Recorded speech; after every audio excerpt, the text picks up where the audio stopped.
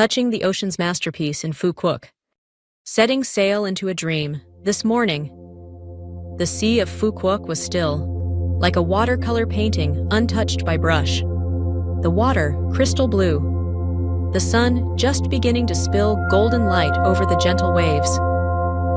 Our canoe cut across the open sea. At the front sat Minh Mèo, my wide-eyed little boy, asking again and again, "Dad, will the fish look at me underwater?" Next to him, Khoai, my mischievous nephew, was gripping his snorkel mask like a priceless treasure. "If I see a sea turtle, I'm swimming right after it," he shouted, laughing. Surrounded by the sky above and the sea below, the three of us were heading not just offshore, but toward a hidden world, a place no road leads to, the bottom of the ocean, the quiet before the dive. We stopped in the middle of a vast, deep blue. No land, no shore, just wind, waves, and shafts of sunlight dancing on the surface. It was Khoai's first dive. His nerves showed in his tight grip on the railing. I adjusted his mask, smiled, and reassured him. "Don't worry. What's down there is more beautiful than any dream." Minh Mèo was already grinning ear to ear, puffing his chest. "Dad, we're like treasure hunters, right?" And then we counted together. 1, 2, 3! And we plunged into the sea, meeting the masterpiece. The moment we went under, everything changed. Sound disappeared. The world fell silent, like we'd just crossed a portal into a dream. And that dream was more magnificent than I could have imagined. Beneath us stretched an entire coral kingdom, ancient, living, vibrant. Some coral looked like stone forests, others like chandeliers of color, red, violet, amber, ivory, waving gently like underwater flowers blooming in slow motion.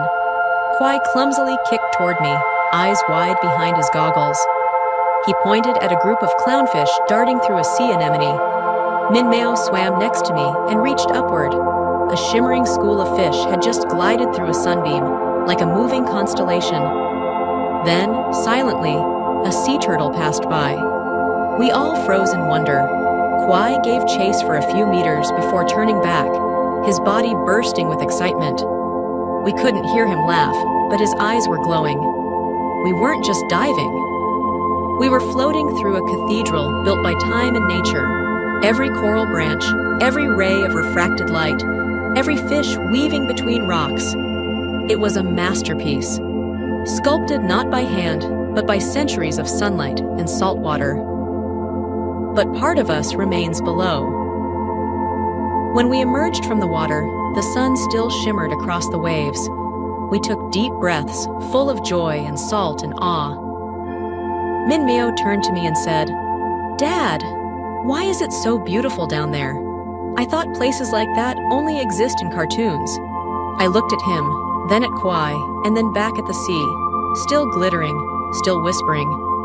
And I thought, every child deserves to see the ocean's magic with their own eyes, at least once. A trip to remember for life. Today's dive in Phú Quốc wasn't just a fun adventure. It was a lesson, not taught with chalkboards or grades, but with wonder and silence and discovery.